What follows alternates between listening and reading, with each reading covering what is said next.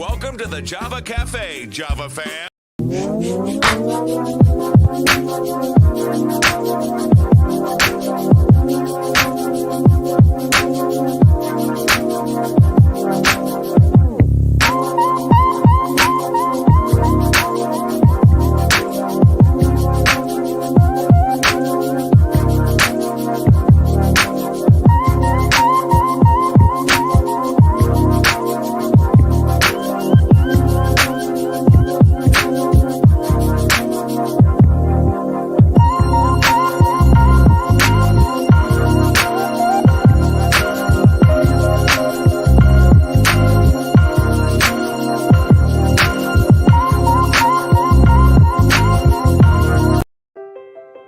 Well, COVID-19 has deeply hurt our community. I recognize that we needed to healing spiritually, healing emotionally, healing physically. That's why we knew we needed a vaccination clinic at 12th Baptist Church. I just really had a lot of initial hesitation. From hesitation to education is how I got to a point of being more hopeful. When I decided to get the vaccination, I really wanted to come here because I knew we had a site.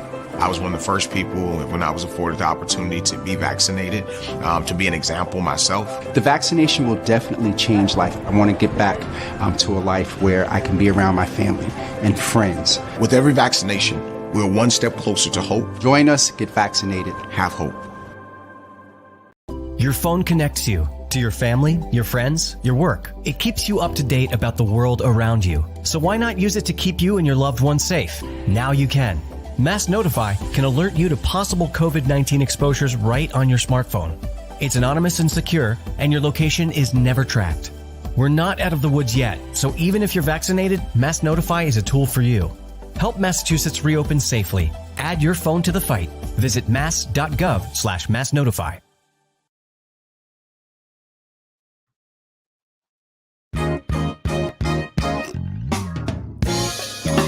Good afternoon, everybody. Good afternoon. Just getting some things in order here because I was texting with the mayor and she is currently leaving the police academy graduation. So she's running a couple of minutes late. The mayor's still making her way to the car. And so her staff just let me know she's still making her way to the car. So I told her, I said, I could run my mouth for a few moments while the mayor is being delayed coming from the police academy graduation. It is Freestyle Friday. If you were tuning in for the first time via Twitter, welcome to the Java fam. This is a platform, a community-driven platform, your community-driven platform, Boston's community-driven platform, where we curate conversations around political mobilization and education, where we talk about COVID-19. That's why you saw those commercials there. And also where we talk about accountability, where we talk about faith, where we talk about mental wealth, where we talk about Black mental wealth, where we talk about mental health, we talk about motivation, we talk about mass and caste, we talk about, we just talk about a lot. And I'm going to keep talking until our mayor gets ready to come in. But for those of you that text me, that reached out via Facebook or reached out via Instagram, direct message. A lot of people were looking for the WGBH appearance that I just wrapped up a few minutes ago. And I have to tell y'all, it's very humbling. There were a couple of moments and key points there where I had to present some strong brew in reference to what the governor is doing in his current decisions around responding to COVID-19. And testing and home test kits available, and also things that need to be available to municipalities based on their needs and not what the state wants to dictate to municipalities that could use the assistance of the National Guard. However, they are locked in a box of assignment that's given from the state rather than saying, hey, here are these staff. What can you do, or what are your needs? And then let's be fair. The National Guard has a certain level of expertise. And so find some balance between asking the municipalities what it is that they need, and then also ensure that PPE that's being given out, like masks, are up to grade and really going to protect those to which you're giving the mask. So I find it very interesting that and I've never been a strong fan of Governor Baker. However, there was a level of respect for him because he was very atypical of other Republican governors. But here of late, I've noticed since he's not running, his level of response and his ability to execute what it is that his office should be doing is a little bit lax. And so, I'm a little bit concerned about that. And so he's tried to point some blame at our mayor around, some of the transportation issues in reference to what's going on with a lack of staff that are able to drive the buses. And so not going too deep into that, but our mayor is on her way in just a few moments. I will let you know now she is en route. So hopefully everything is all set and the delay is not the Wi-Fi connect. And actually, speaking of our mayor, there she is. And I told her I would hold her down and run my mouth, but you all don't have to listen to me anymore. I would like to present to some and introduce to others. This is a friend. And I just want to clarify one thing before we get into the business. But Mayor, can you please tell people that we had a rapport and relationship? Picture was it was, you were supposed to go to the press, and that picture wasn't, people were like, oh, the mayor was comforting a constituent. You saw that when that needle came out, I kind of freaked a little bit. But can you just let folks know it wasn't just it was a little bit of being scared, but thank you for that. How are you today? Yeah, you had said that you wish someone would come hold your hand during it, so I was happy to pitch in. The mayor put me out there. I saw that needle. I'm like, it's good to see you. I know you're en route. How was the graduation? It was good. Yeah, we, everyone all masked up, a little different than usual. Yeah. We're all keeping it going, and it was really, really great to see so many families. Okay. And we're going to talk about, mask mandates and some things in a couple of seconds. But as you know, Mayor, I check in from a mental health standpoint. You have been dealing with a lot. You're coming up on 100 days in a few weeks. And I just shout out to, I was going to say, yes, you, because they asked me about you. I just did a segment with Adam Riley at WGBH. And he brought up the fact, and I've noticed this, and you can ask a couple of staff, I've texted them about it. There's been a cadence in some of the protests in opposition in ways that you are attempting to eradicate the spread and get folks vaccinated and boosted and whatnot. And with that, Mayor, I know you were a city councilor. I've critiqued you sometimes. So I know you're aware that there are things that come with the office. But I need to ask you, as with all due respect, Michelle, how are you doing? Because it's been interesting. It's been interesting. You held it down at the city councilor swearing in.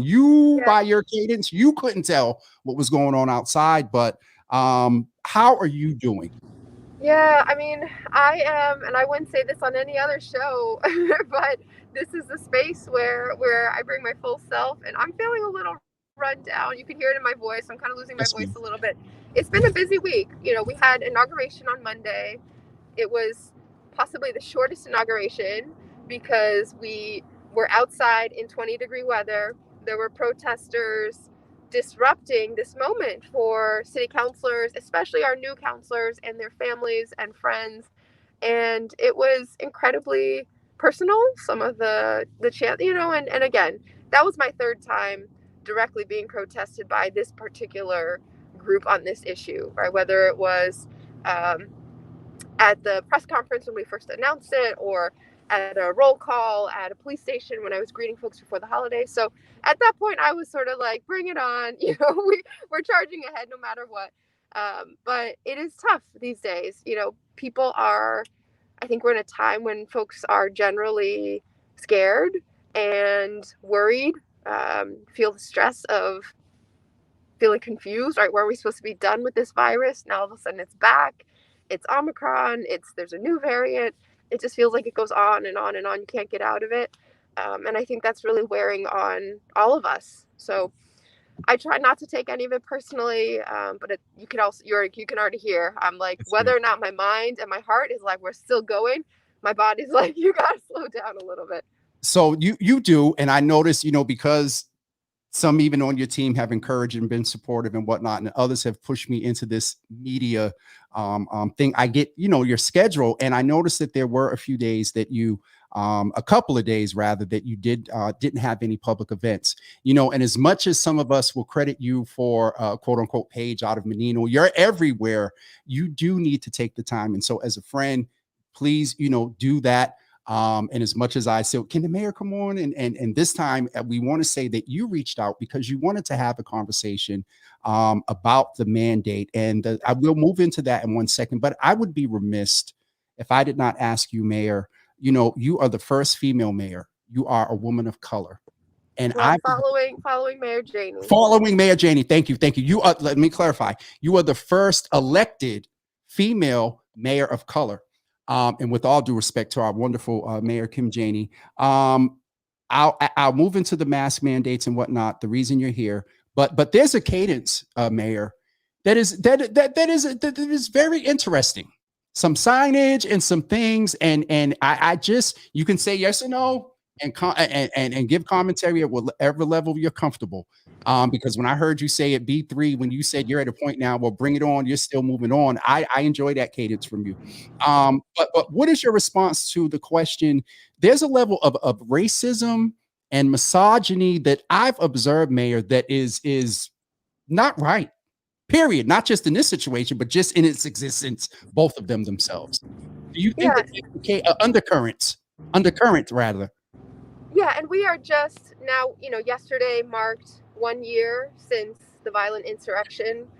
It's not that far off that we had a undeniable reminder of some of the sickness that is still in our country, the white supremacist, hateful, bigoted energy that is encouraged by, I would say, the National Republican Party, by a lot of the way that discussions happen in politics these days. And all you have to do is ask any of the women of color serving in elected office here, whether it is city councilors, state representatives, or senators, or district attorney, soon to now almost U.S. attorney, congresswoman. We've all experienced this, and you realize that at some point that, sure, maybe there's some disagreement. Of course, there's the point of politics and policy is to hash out disagreements, to bring people to the table, to say what you believe, and you're not going to please everyone. But at root of some of this is nothing about the policy. It is an insecurity about where our country is going. And, we are here, we are leading, and we're going to continue to do what's right for the people of Boston and, for my colleagues all across the country. Mayor, thank you for that, and I'm going to stay within time. So if I can get you off early, I will, so you can take a couple of extra minutes to breathe, drink some water. But what I wanted to go into is why there was the reach out, because you talk about making decisions, and leading and it's, I'm sure for you it's a tough decision, but you've had to make the decision that as of next Saturday, that you will have to, and please clarify if I'm wrong, you will have to go into certain spaces. You will have to show proof of at least one administered shot of the vaccination to be eligible to go into those spaces. And so let's have that conversation. Why was it important to you to make that decision at this time? So the way that I try to operate is that I don't have all the answers in my head. No one person has the answers in their head. So I try to make sure that we're tapping into and convening and listening to the wisdom and expertise in our communities. We have a COVID-19 advisory group that is about half doctors and health professionals, half community leaders, and they have said, we need to take urgent action in this moment. A couple of days ago, I visited one of our hospitals. Mayor, I'm going to interrupt you. I want to interrupt you for 1 second. Do you need me to go full screen so you can take a sip of water or something? Are you good? No, I'm good. Okay. All right. Sorry. Thank you. I was at the hospital visiting the emergency room, the intensive care unit. 90% of people who were in the intensive care unit were there unvaccinated, right? So that is the strain on our hospital system. Everybody knows somebody who's needed a procedure, who's had it pushed back, hip replacement, something else that you've been waiting on. We're getting pushed back because the beds are full. The beds are full of unvaccinated people, and they're people who are fighting for their lives unnecessarily. And Mayor, thank you for that. And I'm actually going to do something that some people would be surprised, but we promote self-care and in this space. And if you need to take a few moments to get your voice together, I will. If there's anything that you want to communicate, I won't ask any more questions. You say what it is that you want to communicate today. I know you did a wonderful thing with some of the diversity on the police search committee. Anything that you want to communicate and talk about, do so, and just let me know that that's it. And we can shorten this video because this live, because you need to take care of you. I know. I wish I could use subtitles or something like that. I'm so sorry. My voice is about to give out. There's a lot going on. Next week, we are increasing those protections for vaccination, but we're also targeting January 12th as the date at which we would house everyone who has been living in the encampments at Mass and Cass. And so it'll be a big week. Our police commissioner search is off and running with an amazing committee, 5 people, and we have lots more to do. So I'm going to rest up a little this weekend and make sure I'm full strength. But we're still very much in the thick of COVID-19. And I just wanted to remind everyone that it makes a huge difference if you can encourage your friends and family to get vaccinated, get boosted. That spills over onto each and every person in our community. Mayor, thank you, and thank you for the time. You got an extra 10 minutes out of schedule because I know they're doing their best to keep you, back to back, but as much give you rest. And one of the things your campaign was known for was self-care, and so please carry that over into the administration. And we'll, there's a lot of faith-based folks in here, and you're a woman of faith. We're gonna have folks pray for you, but keep leading, keep listening, and keep checking in around accountability as you do. And we'll talk with you soon, and just let the team know that we'll have you come back when you're feeling up to it. But this platform is here, Mayor, for whatever you need and want to communicate. And I will also clarify one thing. I asked, you made a decision, but I'm very much aware because I'm thinking about her, Dr. Basola and others, and your advisory team was very intricate in this decision being made. And so you had started that early, and it just prompted me to say that. So Mayor, thank you. Go get a couple of extra minutes rest, and please, it's the weekend, and I know you're out in the snow and stuff because that but as mayor now, you got bigger fish to fry. And so, Mayor, thank you, and we will talk with you soon. All right, thank you so much, Jimmy. And I just want to say, speaking of the snowstorm, you're in the role to be ready and to be responsible for what happens with the weather. You realize how many people are part of that. 700 plus snow plows going out on the roads, all those folks coming up in the middle of the night from all over to drive those plows, our city workers and Chief Milor's shop in ONS and 311 pitching in to make sure we're responding to every single one of our constituent calls. So thank you so much to everyone who's made it my first snowstorm go pretty smoothly so far. Can't wait to be back next time. See, I'm trying to let you go, and you go into that snow thing that you said you were not going to do, and then you go quoting numbers. Mayor, this first time and probably last time I'll say, get out of here, out of the Java Cafe. We'll talk to you soon. Love you much. Right, love Thank you. Bye. So we definitely needed to let the mayor go early. We talk about self-care and taking care of yourself and whatnot. And so you heard it. And so thank you all for tuning in. I will post the link later of the conversation on WGBH on Talking Politics with Adam Riley.